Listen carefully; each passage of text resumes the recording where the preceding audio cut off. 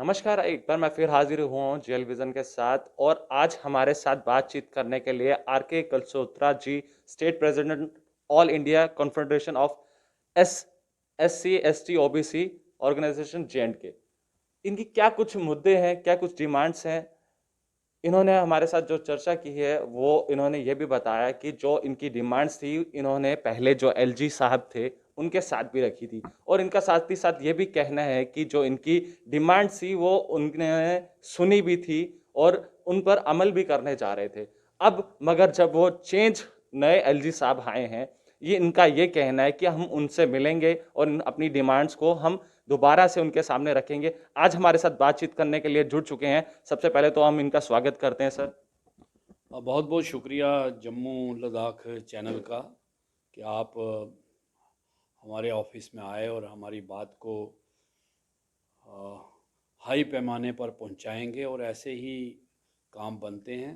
Social media से आने से आवाज़ लोगों की जो है वो डायरेक्ट गवर्नमेंट तक पहुंच जाती है। तो आपको भी मुबारक है। तो आप ठीक फरमा रहे हैं।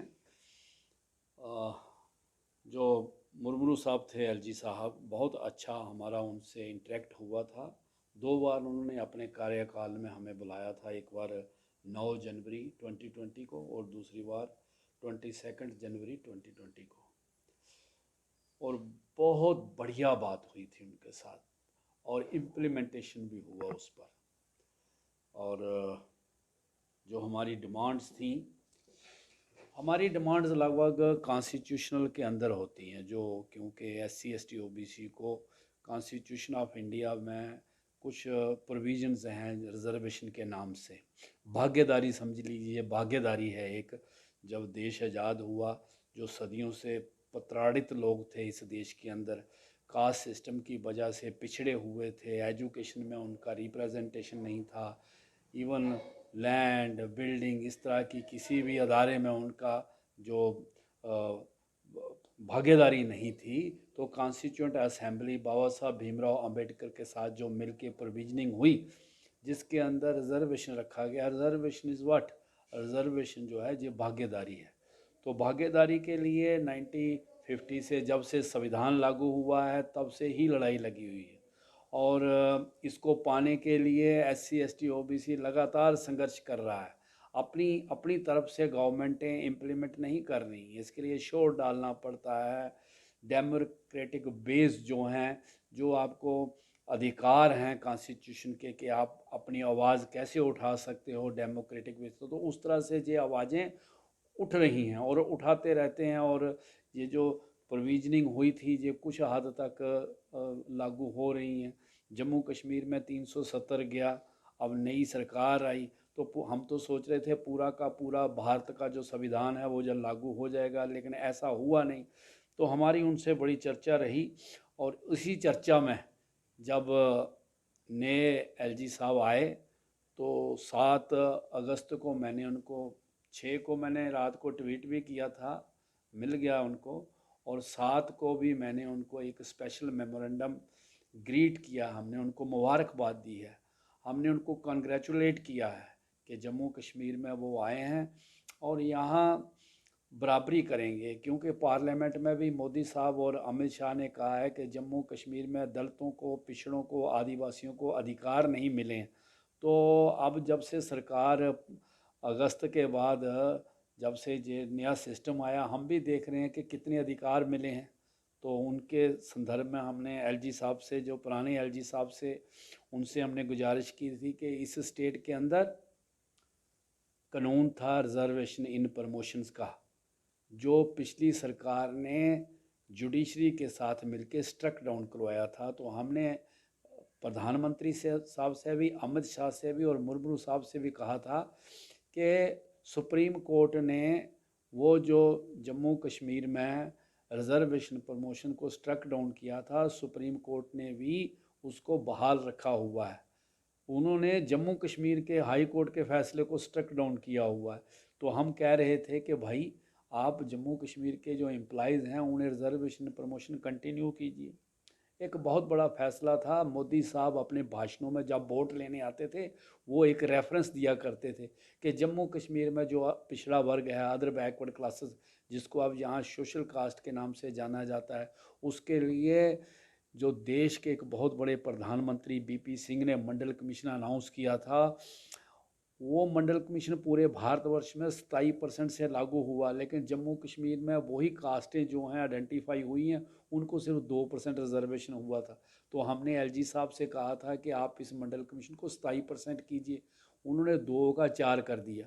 बड़ी बात है, हमने मुर्मू साहब को मुबारकबाद दी थी, हम कई सालों से लड़ रहे थे, लेकिन 2 से 4 किया। लेकिन हमने उनसे कहा था और उन्होंने माना था कि 10% अभी जो भारत सरकार ने EWS इकोनॉमिकल वीकर सेक्शन को जो रिजर्वेशन दिया है, उसमें उन्होंने 10% बढ़ाया है। सुप्रीम कोर्ट का कहना था, रूलिंग थी कि 50 से आप ऊपर नहीं ले जा सकते हो, लेकिन देश में वही सुप्रीम कोर्ट जो कहता था 50 से ऊपर नहीं ले जा सकते हो, उसने 60% पर होने पर कुछ नहीं बोला। तो हम मोदी साहब को ये याद दिलाना चाहते थे थ्रू एलजी के मंडल कमीशन अभी 10% 50% जम्मू कश्मीर में आपने रिजर्वेशन जो है लागू कर दिया है। तो 10% अभी आपके पास पड़ा है, वो किसका है? जिनका 27% है, जो सोशल कास्ट हैं, जो सबसे गरीब लोग हैं, लोहार, तरखान, नाई, दुब्बे, मोची, बातल, ये सब हिंदू मुसलमान का कम्बिनेशन है। तो आप 10% इम्प्लीमेंट कीजिए जल्दी जल्दी। अभी बच्चे फार्म भर रहे थे, वो भी भरते। तो मुर्मू साहब हमसे माने थे कि वो इसको इम्प्लीमेंट कर देंगे, लेकिन वो चले गए। सर, हमने जिस तरह से आपको क्या लगता है कि बात करते हैं कि बड़े बड़े दावे किए जाते हैं कि इक्वल्स राइट होंगे, इक्वल राइट्स मिलेंगे, इक्वल हर एक चीज मिलेगी, तो क्या लगता है कि आपको उसके इक्वल राइट्स मिले हैं? ह्यूमन राइट्स जो होते हैं, आपके साथ क्या उन चीजों का इंसाफ किया गया है? तो बात आपने बड़ी दुरुस्त कही है। मैंने पहले ही कहा है कि लड़ाई लड़नी पड़ती है, हमेशा लड़ाई लड़ी गई है। खुद ब खुद ये सोशल जस्टिस का पोर्शन किसी सरकार ने, इनसे पहले जो सरकारें थी उन्होंने भी लागू नहीं किया, लेकिन वो ख़त्म नहीं करते थे। अभी एक नया डिसीजन आया है, सुप्रीम कोर्ट ने कहा है reservation is not a fundamental right. अब तो इस तरह की बातें आ रही हैं। कास्ट एट्रोसिटीज़ 370 जाने के बाद बहुत ऐसे मामले आए हैं, रेप हो रहे हैं, ज़मीन जायदाद के ऊपर अटैक हो रहा है, लोगों को घर से बुला के मारा जा रहा है। Even sarpanch, ladies sarpanch scheduled caste जो हैं, उन्होंने उनके ऊपर कास्ट बेस पर एट्रोसिटीज, ये सब हमने मुर्मू साहब से, प्रधानमंत्री से, अमित शाह से सब इश्यूज रेज किए हैं और हमने कहा था इन पर इंक्वायरी कीजिए। अभी फॉरेस्ट एक्ट है, पूरे देश के अंदर फॉरेस्ट एक्ट है भाई।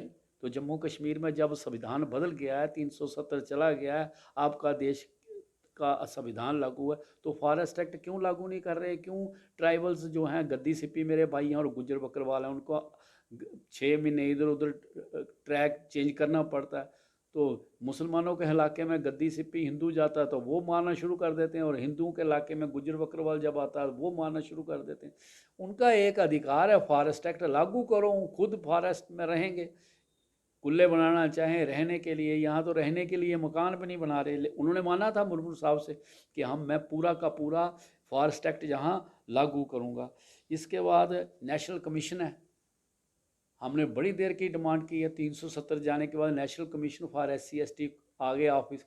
ST का दिल्ली में खुल गया, तो शेड्यूल कास्टों का लखनऊ में खुल गया। भाई जम्मू कश्मीर में खोलो, जैसे कैट आपने जम्मू कश्मीर में खोल दिया, तो ये जो जिनके गरीबों के लिए कानून बना है, तो इनको भी आप लागू करो। सर, आपको क्या लगता है कि जम्मू के साथ हर बार मांग के चीज लेनी पड़ती है? जम्मू को हर बार अपनी, जम्मू कश्मीर को अपनी आवाज उठानी पड़ती है, क्या कुछ लगता है सर? नहीं, देखिए, ये जम्मू कश्मीर का मसला नहीं है, ये रिजर्वेशन का मसला है, ये पिछड़े हुए लोगों का मसला है, ये SC ST OBC का मसला है। ये पूरे देश में ही मांगना पड़ रहा है। और जम्मू कश्मीर तो पहले ही मोदी साहब ने खुद ही कहा था कि ये पिछड़ा हुआ। 2014 के इलेक्शन में मोदी साहब ने कहा था कि मंडल कमीशन रिपोर्ट यहाँ लागू की जाएगी, पिछड़ों पर बहुत अत्याचार हुआ। तो अब तो कितने साल हो गए राजपाट करते हुए, अभी यहाँ 2 से 4 हुई है। हम तो 27 चाहते हैं, लेकिन 10 ही करें। इसके साथ हमने डिमांड की थी उनसे कि जितने भी बोर्ड बने, कमीशन बने गवर्नमेंट जम्मू कश्मीर में, उसमें SC ST OBC को नुमाइंदगी मिलनी चाहिए। इसके बाद लाइसेंसिंग, गवर्नमेंट लाइसेंसिंग देती है, उसमें भी हमने कहा था। तो मुर्मू साहब ने एक्साइज में पहली बार SC ST OBC के लिए जो एक्साइज पॉलिसी की है, उसमें उन्होंने रिजर्वेशन रखा है। बहुत बढ़िया कदम था उनका। हमने पोस्टिंग के बारे में भी कहा था, इम्तियाज बरता जाता है हमारे ऑफिसर्स के साथ। कुछ लोगों को उन्होंने लगाया था, जो बड़े इंटेलेक्चुअल लोग थे उनको लगाया था। हमने एक डिमांड की थी, सैक है भाई। कॉन्स्टिट्यूशन में पहले जो था रिजर्वेशन शेड्यूल कास्ट को मिलती थी पॉलिटिकल, हर मिनिस्ट्री में 2-3 शेड्यूल कास्ट मिनिस्टर हुआ करते थे, कैबिनेट हुआ करते थे। ऐसे शेड्यूल ट्राइब को अभी रिजर्वेशन उन्होंने अनाउंस किया, पहले तो नहीं था लेकिन फिर भी वो अपने आप जीत के आ जाते थे, और 4-5 लोग SC ST मिनिस्टर हुआ करते थे। अभी जो गवर्नर की सैक है उसमें जो एडवाइज़र हैं, तो हमने कई बार कहा है भाई SC ST को यहाँ नुमाइंदगी दो, अभी कोई नुमाइंदगी नहीं मिली। जुडिशरी है, जुडिशरी में जो हायर जुडिशरी है उसमें कोई शेड्यूल ट्राइब आपको इंडक्ट करना चाहिए जब वो फैसले करे कम से कम। तो ये जो सारे कास्ट एट्रोसिटीज़ है मैंने लिख कर दिया है गवर्नर साहबों को, इन सब बातों का काम चल पड़ा था। ये मुर्मू साहब ने, हमने एक और कहा था उन्हें कि एक बहुत बड़ा भवन बनाया जाए डॉक्टर अंबेडकर साहब के नाम, भारत रत्न, जिन्होंने कॉन्स्टिट्यूशन ऑफ इंडिया दिया है, जिसकी ओथ लेकर ये सारे सिस्टम जो हैं चल रहे हैं। तो उनका यहाँ जम्मू कश्मीर में एक बहुत बड़ा भवन बनाया जाए जिसके अंदर स्किल डेवलपमेंट हो, IAS IPS की कोचिंग हो बच्चों के लिए, और वो आइडियालॉजी जो डॉक्टर अंबेडकर की है उस पर ये जो भवन बनाया जाए उस पर काम हो। माना था उन्होंने कि हम जगह ढूंढेंगे। ये सारे मुद्दे जो हैं उनके जाने के बाद जिन पर काम चला था, LG साहब जो नए आए हैं, सिन्हा साहब, हमने उनसे 7 तारीख को निवेदन किया कि एक तो हमने उनको मेल के थ्रू ग्रीटिंग कर दी, कंग्रेचुलेशन कर दी, लेकिन मिलके हम उनसे बात करेंगे, मुबारकबाद देंगे, उनके खुशहाली की कामना करेंगे और एक सपोर्ट भी बनेंगे।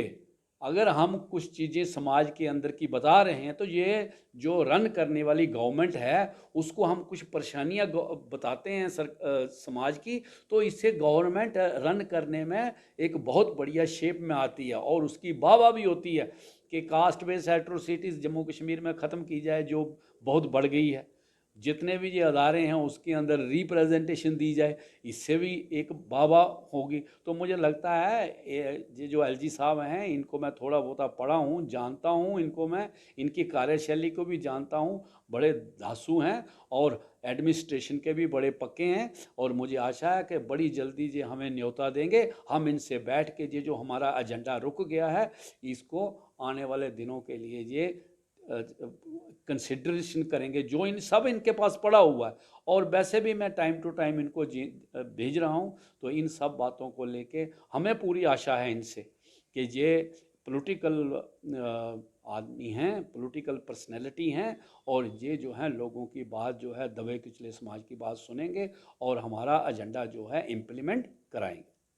बहुत बहुत शुक्रिया सर। ये थे हमारे साथ बातचीत करने के लिए यह स्टेट प्रेसिडेंट कलसोत्रा जी। जिस तरह से इन्होंने बताया कि जो ST OBC लोगों की बातों को दबाया जाता है, कुचला जाता है, और जो नए गवर्नर साहब आए हैं ये उनको मुबारकबाद भी दे रहे हैं, और उनका कहना ये है कि ये उनकी बातें सुनेंगे भी और अच्छे तरीके के साथ उनको इम्प्लीमेंट भी करेंगे। इनका यही कहना है साफ तौर पर। तो ऐसे बड़े अपडेट्स के लिए बने रहे, देखते रहें Jammu Ladakh vision. Camera person Mohinder ji के साथ।